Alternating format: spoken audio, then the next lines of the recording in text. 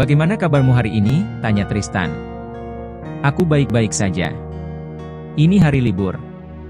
Bukankah seharusnya kamu tinggal di rumah dan berkumpul bersama keluargamu?" "Aku sudah izin pada Haruna." "Oh iya. Soal anakmu, mereka berdua sudah bekerja di perusahaan besar di Surabaya. Sesuai keinginan kamu. Aku mencarikan mereka pekerjaan yang jauh dari Jakarta. Perusahaan tempat mereka bekerja adalah perusahaan sahabat ayahmu, Om Bima. Jadi, kau bisa tenang," ucap Tristan. Ia duduk di samping ranjang rawat Steffi. Wajah wanita itu sangat pucat. Ia tidak memiliki keluarga lagi, keuangannya juga sangat minim. Jangankan untuk biaya rawat inap, untuk berobat saja tidak ada. Namun, Tristan memaksa Steffi agar mau mendapat perawatan. "Keberadaanku sepertinya mulai diketahui orang lain. Sebaiknya aku pergi dari sini, Tris. Aku bisa tinggal bersama kedua putraku di Surabaya. Semakin lama aku di sini, semakin banyak masalah yang akan terjadi," ucap Steffi. Steffi mengidap paru-paru basah. Saat Tristan pergi tengah malam dan pulang pagi, itu karena Steffi menelepon untuk minta tolong diantar berobat. Namun, saat tiba di rumah sakit, dokter menyuruhnya untuk rawat inap. Steffi menolak karena tidak memiliki uang yang cukup untuk menjalani rawat inap. Tristan memaksa Steffi agar mau dirawat. Untuk biaya rawat inap Steffi, Tristan sudah menanggung semua biaya yang dibutuhkan. Steffi menolak, tapi seorang Tristan selalu lebih keras kepala dan tidak ada yang bisa mengalahkannya. Jika ia sudah bilang A, maka harus A. Steffi hanya bisa menuruti keinginan pria itu. "Aku sudah lebih baik hari ini. Sebaiknya kau pulang." "Aku mau beristirahat," ucap Steffi. "Baiklah. Nanti malam, aku akan datang lagi," ucap Tristan. Ia pergi setelah menyelimuti tubuh Steffi. "Kau masih saja sebaik dulu, Tris. Kau pantas mendapatkan istri sebaik Haruna. Sebagai sesama wanita, aku tahu perasaan istrimu saat ini." Melihat suami pergi menemui wanita lain, pasti dia merasa sakit hati. "Aku harus segera keluar dari rumah sakit dan menyusul anak-anakku. Aku tidak bisa menyebabkan masalah di antara Tristan dan Haruna," gumam Steffi. Raja pergi ke bengkel setelah sarapan bersama di rumah ratu. Saat ia duduk menunggu motornya yang sedang diperbaiki, sebuah mobil masuk ke bengkel itu. Raja seperti mengingat mobil itu. "Itu, seperti mobil Jenny yang aku tabrak tadi pagi," gumam Raja. Jenny keluar dari mobilnya. "Hei Raja. Kebetulan sekali. Kau juga memperbaiki motormu di sini?" "Iya. Karena kebetulan kita bertemu di sini, sekalian saja aku bayar biaya perbaikannya," ucap Raja. "Tidak perlu, aku bawa uang sendiri kok," tolak Jenny dengan halus. Tidak akan ada kesempatan lagi, jika ia mengizinkan Raja membayarnya. "Sudah-sudah, kita bayar separuh saja dulu kalau begitu." "Separuh lagi, nanti aku transfer," ucap Raja menyudahi perdebatan. Gadis itu setuju dengan usul dari Raja. Mereka duduk sambil berbicara basa-basi. Banyak hal yang mereka bicarakan. Salah satunya tentang masa-masa sekolah mereka. Raja juga mengingat pernyataan cinta Jenny. Setelah mobil selesai diperbaiki, mereka berpisah kembali. Raja tidak berpikir jauh dengan sikap Jenny. Namun, gadis itu diam-diam mencari tahu kehidupan Raja saat ini. Jenny mengingat penolakan kasar Raja. Ia masih merasa sakit hati sampai sekarang. "Aku akan membuat kamu membayar rasa maluku atas penghinaan kamu," gumam Jenny dengan tatapan penuh kebencian. Seorang pelayan toko menghampiri Haruna. Ia pergi bersama Syahira untuk membeli bunga. "Mau cari bunga seperti apa, Bu?" tanya pelayan wanita.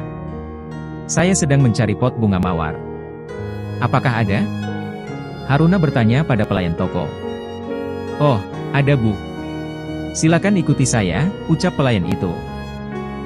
Pelayan itu membawa Haruna ke belakang toko. Di belakang toko itu terdapat kebun bunga dan juga bibit bunga dalam pot berbaris rapi. "Silakan, Bu. Pilih saja, ingin bunga mawar warna apa? Jika banyak yang dibeli, kami menyediakan jasa antar. Minimal 5 pot bunga kami bisa antar." "Silakan lihat dan pilih," ucap pelayan itu. "Saya ingin yang sudah ada kuncup bunganya," ucap Haruna. Ia meminta pelayan memilih pot bunga yang sudah siap berbunga. "Ada, Bu." "Mau warna apa?" tanya pelayan sambil mencari pohon mawar yang diminta Haruna. Saya ingin warna merah 3, kuning 3, putih 3, dan yang merah muda 3 Mbak, ucap Haruna. Banyak sekali Bu, tanya pelayan itu sambil tersenyum. Ibu, sangat menyukai bunga mawar ya, tanya pelayan itu ramah. Ya, saya suka sekali, jawab Haruna tersenyum manis. Kami punya bunga mawar warna orange loh. Hasil stek silang pemilik toko floris ini. Apa ibu mau melihat?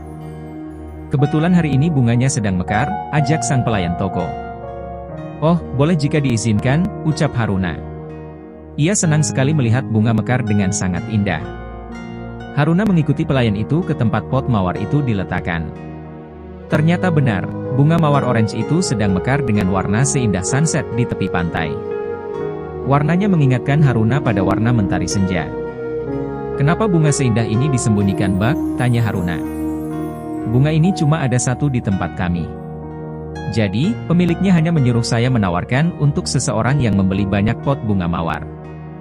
Kebetulan, hari ini ibu yang membeli banyak pohon mawar, jawab pelayan. Haruna mengambil uang cash di dompetnya dan memberikannya pada pelayan. Pelayan itu menulis di nota yang ada di tangannya lalu memberikan kertas nota itu pada Haruna. Tunggu di rumah ya Bu. Mobilnya sedang mengirim ke tempat lain. Nanti begitu mobilnya datang, saya akan langsung kirim bunganya, ucap pelayan. Ya, terima kasih. Haruna lalu pamit pergi dan keluar dari toko. Ia masuk kembali ke dalam taksi bersama Syahera. Mobil papa ada di rumah mah? Syahera bersorak kegirangan saat keluar dari taksi. Mereka melangkah ke dalam rumah dan mendengar Tristan memanggil namanya. Mah. Mama, panggil Tristan pada Haruna.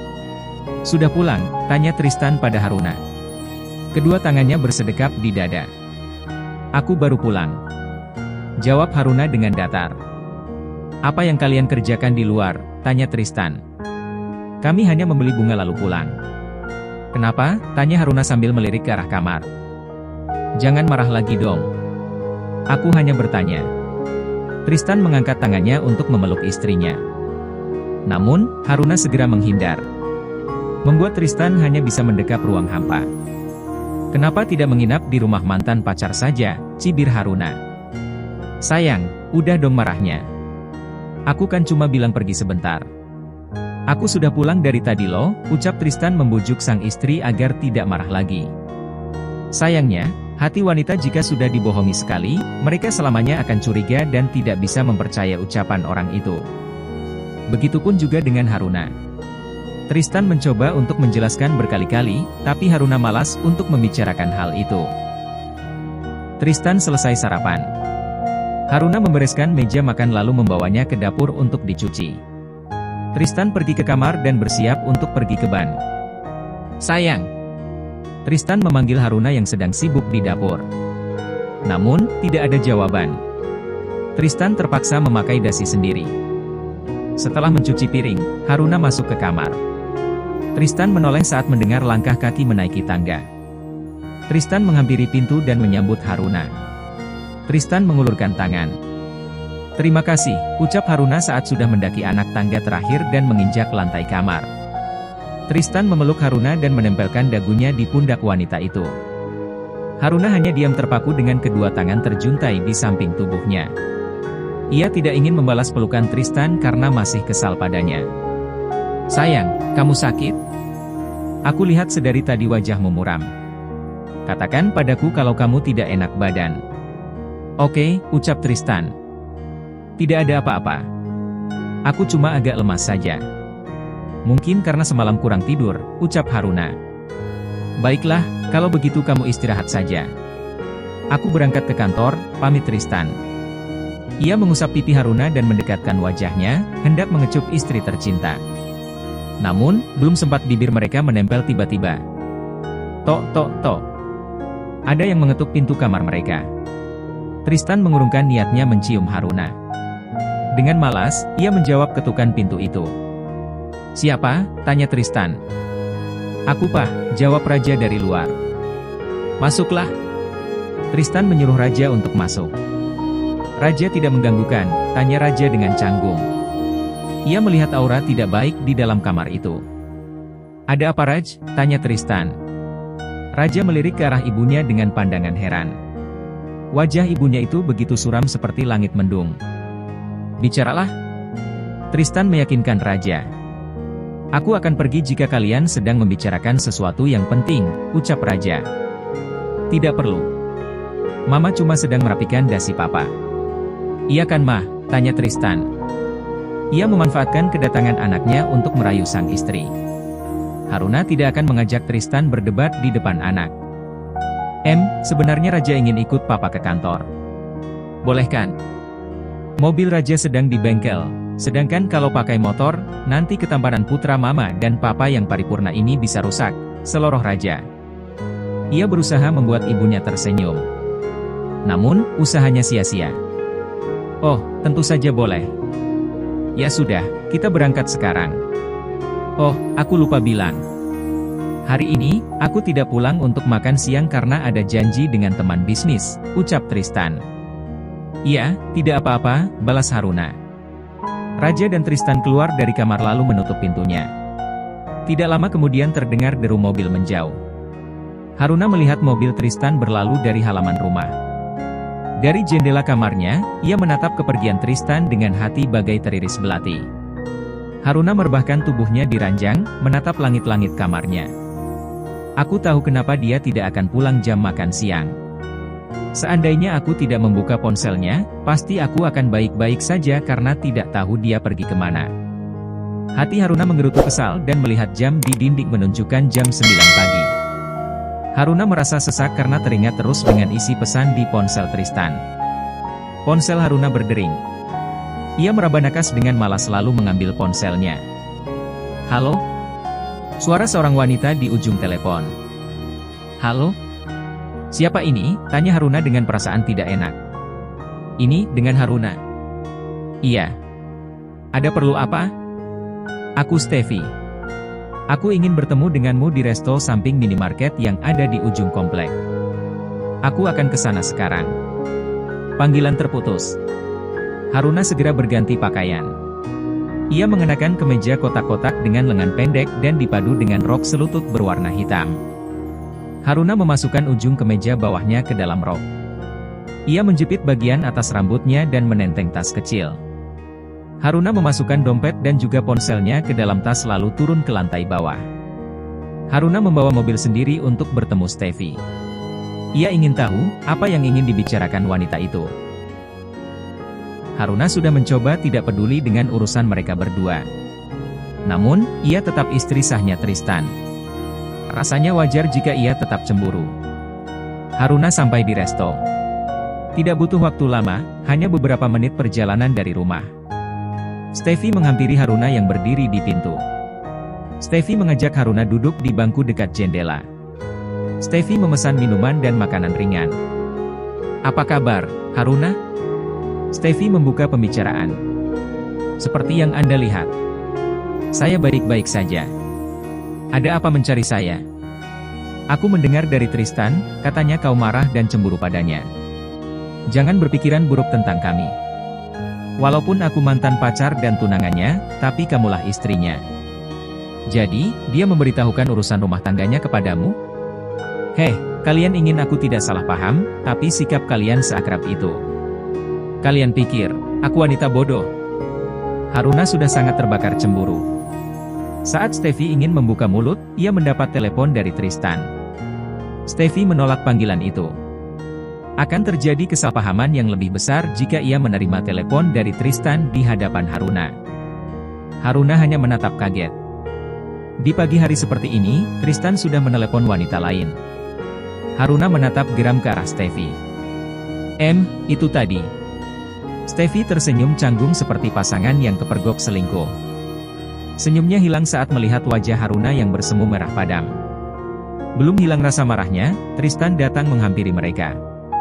Sialnya, ia tidak menoleh ke arah Haruna. Ia masuk ke resto dan langsung menatap Steffi. "Kenapa kamu pergi dari rumah sakit? Hah?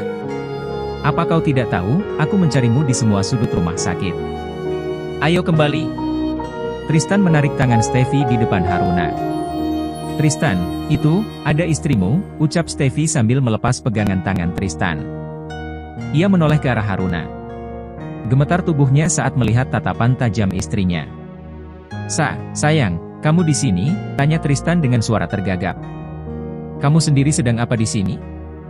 Bukannya tadi kamu bilang akan pergi ke Ban?" tanya Haruna. Ia terus menatap tajam ke wajah suaminya.